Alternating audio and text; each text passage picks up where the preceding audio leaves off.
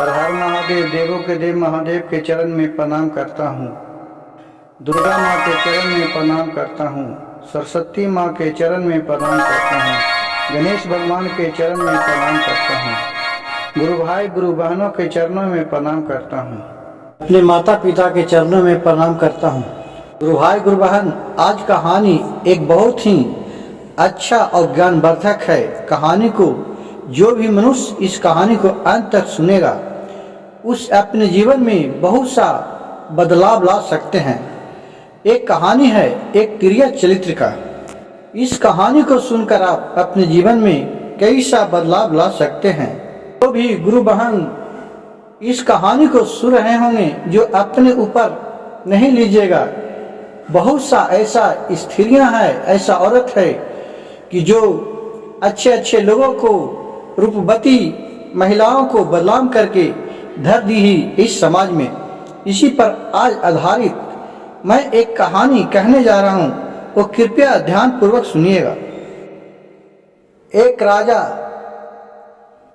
राज्य में बहुत ही धर्मात्मा एक राजा रहता था। उसका दूर दूर में बहुत नाम फैला हुआ था, उसका जस फैला हुआ था। वो एक दिन अपने जा रहा था शहरी के तरफ। वहां एक उसको सुंदर औरत मिली। वो उसके साथ पहले क्लास में पढ़ती थी। उससे उसको जान पहचान बढ़ा। वो बहुत ही रूपवती थी। वो राजा से बोली कि क्या राजा साहब आपने सब पढ़ाई पढ़ लिया है? राजा ने बोले कि हाँ, मैं तो सब पढ़ाई पढ़ ली है। उस औरत ने बोली कि नहीं, आपको गुरु ने क्रिया चरित्र नहीं पढ़ाया है। आपको गुरु आपके साथ धोखा किए हैं। आप वो पढ़ाई नहीं पढ़े तो आप कुछ भी नहीं पढ़े। आप अगर क्रिया चरित्र का पढ़ाई पढ़ लीजिए तो आप सभी पढ़ाइयों से ऊपर है ये क्रिया चरित्र का। कहा ठीक है, आज ही मैं राजा अपने गुरु के पास जाता हूँ। और राजा अपने गुरु के पास गए। पूरा गुस्सा में थे। गुरु से दंड प्रणाम किए और बोले राजा से, गुरुजी की कैसे आना हुआ? कहा गुरुजी आपने सब पढ़ाई तो पढ़ाए, लेकिन आप हमसे एक पढ़ाई नहीं पढ़ाए। वो पढ़ाई पढ़ने के लिए हम आए हैं। तो बोले कि बोलिए कौन सा पढ़ाई नहीं पढ़ाए हैं? बोले कि आप हमको क्रिया चरित्र का पढ़ाई नहीं पढ़ाएं, आप हमको कृपया करके पढ़ा दीजिए। गुरु ने उनको बोले कि शिक्षा शिष्य, ये पढ़ाई बहुत ही दुख भरी है। ये पढ़ाई किसी को जान मरवा देती है। ये पढ़ाई तुम नहीं पढ़ो तभी तुम सुखी रहेगा। जो भी क्रिया चरित्र का पढ़ाई पढ़ा है वो कभी सुख नहीं रहा। अब इस पर राजा का हट होता है। राजा का हट हो गया कि नहीं, मैं पढ़ूंगा तो पढ़ूंगा। वो बोला कि मैं पढ़ूंगा। राजा ने बोला ठीक है, तू पढ़ेगा तो लो, मैं तुमको पढ़ाता हूँ। ये लो, दूगो माला दिया। बोले कि एक माला के ये तुम पहन लेगा तो तुम्हें कोई भी नहीं पहचानेगा। और ये तुम आज 12 बजे रात के आके अपने महल से निकल के जो जंगल के ओर जाता है, पूर्व के दिशा में, उस दिशा में जाके 12 बजे रात के बाद ये माला को पहन लेना। इससे जो भी घटना घटने वाला रहेगा वो तुम अपने नजर से सबको देखेगा, लेकिन तुमको कोई भी नहीं पहचान पाएगा और तुम है वो सभी को पहचान लेगा। कहा कि ठीक है गुरुजी। और अपने वो महल में आ गए। वो 3 रानियां थी उनकी। तीनों रानी के अपने गुण और रूप में उनको बहुत महान थी। वो अपने रानी से बहुत प्यार करती थी, क्योंकि उसको रानी थी जो लग रहा कि इंद्र के परी थी, जितना खूबसूरत थी। और वो रात को तीनों रानी जब सूत रही तो 12 बजे रात के अपने पूर्व के दिशा में गया जंगल के ओर और माला अपने डाल लिया और उसी रास्ता पर खड़ा हो गया। तो देख रहा है कि जो औरत ने इनको बोला था कि क्रिया चरित्र पढ़ाई पढ़ना, वो देख रहा है कि वही औरत एक थाल लेके सजा के और जंगल की ओर जा रहा है। इसने कहा ये कहाँ जा रही है? ये तो औरत को चिन्ह लिया, क्योंकि उससे दिन में बात हुआ था। इसका स्कूल में पढ़ने वाला साथ में थी। कहा कि चलो इसके पीछे पीछे जाता हूँ। वो पीछे पीछे गया। वहां देखा कि ये एक साधु बाबा से प्रेम करता है। उसको से बोला, बाबा कि तुम आज इतना लेट के क्यों आई है? तो इस औरत ने बोले कि बाबा आज मेरे पति देव बम्बे कमाते थे तो आज आ गए हैं, तो उनको सेवा टहल करने में आज लेट हो गया, जिससे मैं आज लेट के आ पाया। तो साधु बाबा बोले कि पहले हम हैं कि पहले वो है? अब क्या हो गुरु भाई गुरु बहन, सोचिए कि जो आजकल भी जो लव करता है, किसी से प्यार करता है, तो अपने पति से ज़्यादा जो प्यार करता है उसको ज़्यादा लोग मानता है, और जो पति दूसरे से लव करता है वो अपने पत्नी से ज़्यादा उसको चाहती है। वही हो गया बात। वो बोला कि नहीं, आपको मैं ज़्यादा मानता हूँ।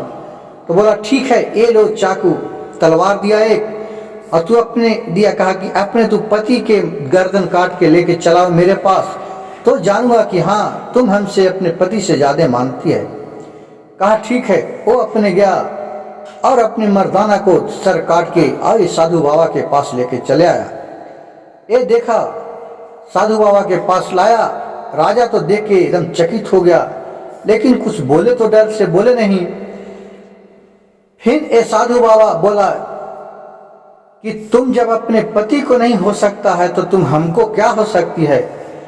और उसको रड दिखाया हुआ था, जिस रड से मारा वो फिर अपने पति के पास वापस चला गया। रोते बिलखते, अब कह भी नहीं सकता, किसी से कहे तो क्या कहे। अब वहां जाकर पति को सर को सटा दिया उसी तरह। और जब भोर हुआ, 4 बजा भोर, तो चोर चोर गुदाल करके खूब रोने लगा और चिल्लाने लगा कि मेरे पति को मार दिया मार दिया मार दिया। जब सुबह हुआ, सब गुदाल हुआ, सब कोई आए। अब वहां जाने के लिए, जब वहां श्मशान घाट चल गया, उसको जलाने के लिए गांव लोग सब, वहां राजा भी गया था। तो राजा बोला उस औरत से, उस औरत ने बोली कि मैं जब पति न रहा तो मेरे दुनिया में कोई नहीं है, मैं अब सती हो जाऊंगा। और उसी जो शराब बुझाया उस पर जाके बैठ रही और बोली कि मैं अब मर जाऊंगा इन्हीं के साथ। तो राजकुमार बोल रहा है, तिरिया चरित्र कोई न जाने, और कसम मार के सती हुई। ये औरत ने राजकुमार की बात समझ गया कि मेरे को कह रहा है। औरत बोला कि राजकुमार, कम से कम इतना तो तू बोल दिया, लेकिन तुम जहां भी जाना तो कम से कम चटाई झाड़ के बैठना। राजकुमार बोला कि ऐसा तो मेरा नौबत ही नहीं आएगा कि जो चटाई झाड़ के मैं बैठूंगा। और फिर वहां से चले आए और वहां उसका क्रियाकलाप सब हो गया। दूसरी रात को जब आधी रात हुआ तो फिर उसी जाके रास्ते में अपना रूप बदल के माला पहन के राजकुमार खड़ा था। जब इधर से देख रहा है कि 12 बजे रात बिता, तो उसी की औरत पूरा थाली सजाए हुए और फिर वो बूढ़ा के साधु बाबा के पास जा रहा। ये देखकर तो इसे पांव तले जमीन खिसक गया कि ये क्या बात है। लेकिन इसको तो रानी लोग नहीं पहचान पाए राजा को, लेकिन राजकुमार अपने तीनों रानी को पहचान ली, लेकिन ये बोले नहीं, चुपचाप रहे। फिर जब रानी आई तो रानी को नजर पड़ गया इसको पर, तो बोला, अरे बालक, तुम इस रास्ते में क्या करा इतना रात को? कुछ नहीं बोला। और तो रानी बोली कि लो ये थाली लो और चलो हमारे साथ। राजा थाली लिया और वहां चला गया। तो देख रहा है कि वही बाबा के पास उसका औरत पहुंचा। और फिर औरत, बाबा ने इसको देखा तो बोला कि इसको तुम क्यों लाया है यहाँ? तो उसके पत्नी बोली, रानी, कि इसको तो मैं लाया हूँ, रास्ता में खड़ा था, इसको नजर आ गया, इसी से मैं इसको लाया था। क्योंकि रानी का यही सिस्टम था कि जो भी उसको रास्ता में भेटता था तो उसको ले जाकर बाबा के पास जिमा कर देता था और बाबा उसको जान मरवा देता था कि इसका रहस्य और किसी को मालूम न हो। तब फिर बोले अपने शिष्य से कि जाओ इसको वही रूम में छोड़ लाओ, अपने रात भर रहेगा फिर इसको बिहान अपना जाएगा। फिर राजा को बाबा के चेला ले गया और बोले रूम में कि देखिए ये चटाई बिछाया हुआ है, यहीं आप सो रहिए, आप सुबह में आप जाइएगा। कहा कि चलो ठीक है, और उतना बोल के वो आदमी चला गया।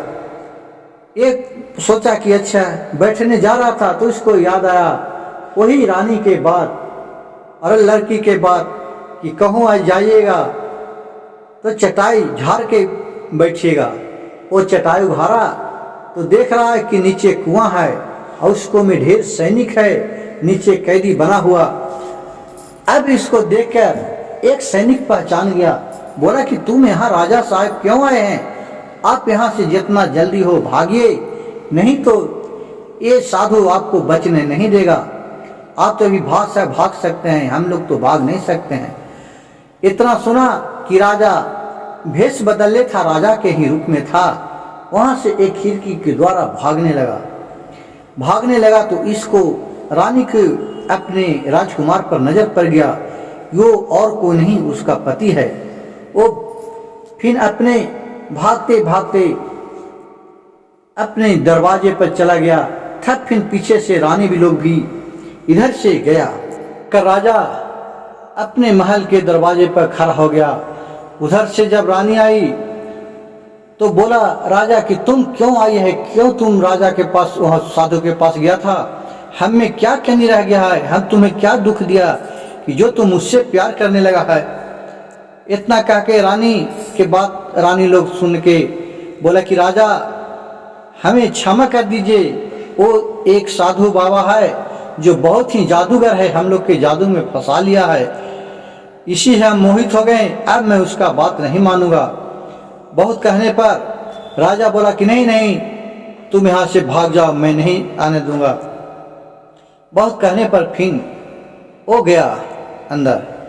फिर दूसरी रात के वो रानी गई और अपने सारी कहानी कहा कि अब तो मेरे राजा हमको लोग के जाने नहीं देता, अब क्या करूं? ये बोला बाबा ने एक खिल दिया, बोला कि ये काटी लो और जब तुम्हारा पति सूता रहेगा तो एक काटी तुम अपने पति का सिर में ठोक देना, जैसे वो घोड़ा बन जाएगा, और फिर तुम लोग के उसको यहाँ पकड़ के ले लाना, मैं उसको बलि चढ़ा दूंगा। कही कि ठीक है, ऐसे तो राजा संभलेगा नहीं। फिर वहां गया। अब इससे जो राजा था, जो किसी रानी से बोलता नहीं था, बहुत गुस्सा में था, लेकिन छोटी वाली रानी और तीनों रानी मिलके बहुत रोने लगी। इसको ममता छूट गया। कहा कि चलो जो गलती होता है उसको क्षमा कर दिया जाता है, ठीक है, जो हो गया हो गया।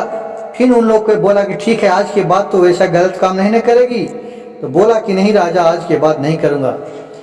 फिर छोटी रानी खाना ना खिलाया, तेल पानी किया और रात में आराम से सो रहा। जब राजा के नींद पूरा पड़ गया तो वही किल निकाल के तीनों रानी मिल के और राजा के सर में ठोक दिया। जब राजा के ठोक गया, जब तक राजा कलबला के उठा, जब तक उसका असर पड़ गया था, वो घोड़ा बन गया। अब ये तीनों उसको पकड़ने लगा, लेकिन घोड़ा के कहाँ ताकत और कहाँ रानी संभाल सकेगा। वो वहां से उछल के और फिर दौड़ते दौड़ते साधु बाबा के अपने गुरु बाबा के पास चले गए और आपने सारी कहानी कह के बाबा से सुनाए। और बाबा बोले गुरु बाबा से कि हे गुरु बाबा, गुरु जी हमको आप अब जान बचाइए, अब हमको वो जोगी बचने नहीं देगा, वो मेरे रानी को भी अपने बस में कर लिया है और मेरे को घोड़ा बना दिया। कहा कि ठीक है, देखता हूँ। तुमको बोला कि पहले ही ने बोले थे कि तुम तिरिया चरित्र नहीं पढ़ो, लेकिन तुम तिरिया चरित्र पढ़ के आज फिर मरने के लिए आने गया। बोला कि गुरुजी अब तो जो बीत गया जिसको बात छोड़ी, अब तो आगे को उपाय बताइए, अब हमको जान बचाइए। बोला कि अब मैं कुछ नहीं कर सकता हूँ। वो अपने उनको गुरुजी थे, वो अपने जादू से उसका सारी कहानी जान गए। कहे ठीक है, मैं तुमको आदमी के भेष में तो नहीं कर सकता हूँ, उतना मेरे पास जादू नहीं है, लेकिन तुमको मैं सुग्गा बना देता हूँ और तुम यहाँ से दूसरे राज्य में चले जाना। उस राज्य में जाकर तुम सुग्गे को साथ रहना, वहाँ इसका जादू काम नहीं करेगा। कहें कि ठीक है, और जादू बना दिए। वहाँ से उड़ के वो अपने दूसरे राज्य में चले गया। अब फिर एक खोजते खोजते आए अपने बाबा के पास। ये भैरवानंद जोगी था, उसको जोगी के पास ये तीनों रानी आई, बोली कि अभी तक मेरे पति का पता नहीं चला है, वो जब भी आएंगे तो हम तीनों के जान से मार डालेंगे, हम लोग के छोड़ेंगे नहीं, हम लोग का कृपया जान बचाइए। बोले कि ठीक है, देखता हूँ। अपने जादू से अपना ध्यान लगाया तो देख रहा है कि दूसरा राज्य में जाके वहाँ सुग्गा बन के है। बोला कि उस राज्य में जाके तुम्हारे पति है जो सुग्गा बन गया है, अब तुम एक काम करो कि अपने राज्य में पूरा ढोला पिटा दो कि जो भी सुग्गा के पकड़ के देगा उसको मैं 5 गो सोने का रुपया सिक्का दूंगा, और जितना आएगा उसको तुम लोग सब सुग्गा को जान मारते जाना। एक दिन वो भी सुग्गा खत्म हो जाएगा, बात किसी को नहीं बताना। कहा कि ठीक है, और ये अपने ढोला पिटा दिया। सभी लोग सुग्गा पकड़ पकड़ के लाते थे और रानी को देते थे, या 5 रुपया लेते थे। अब उसी तरह करते करते ये सुग्गा को था, लेकिन ये तो राजा था, इसके पास बुद्धि था। ये अपने वहाँ जहाँ गया था वहाँ सब सुग्गा के बाद ऐसा कहानी ऐसी सीख देता था कि इसका सब कोई बात मानता था। ये सुग्गो को राजा बन गया था। बहुत सा सुग्गा के साथ ये अपने जंगल में रहा करता था।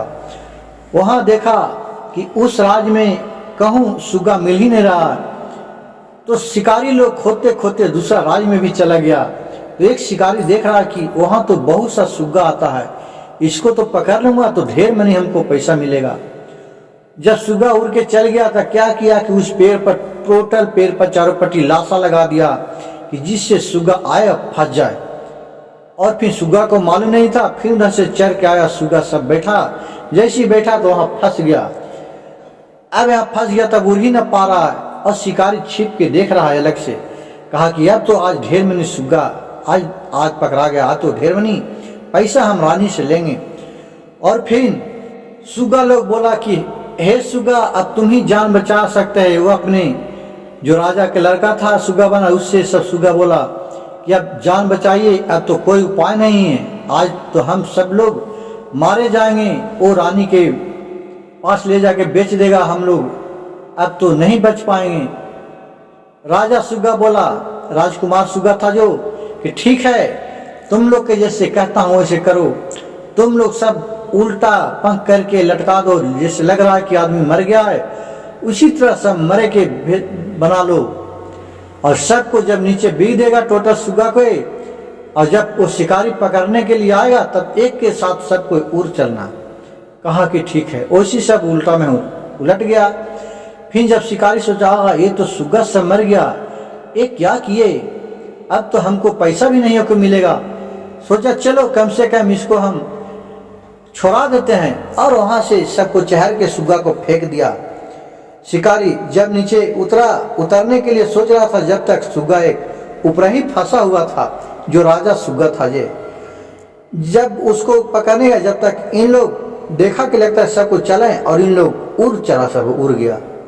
कही अरे ये तो सुग्गा हमको बुर्बक बना गया, चलो कम से कम एक सुग्गा बच रहा है। वो सुग्गा को पकड़ा और उसको फिर नहीं छोड़ा। कहा कि अब तो तुमको कम से कम बेच दूंगा। फिर जब वहां से बेचने के लिए जा रहा था तो सुग्गा बोला रास्ते में कि तुम कहाँ ले जा रहे हो भाई हमको।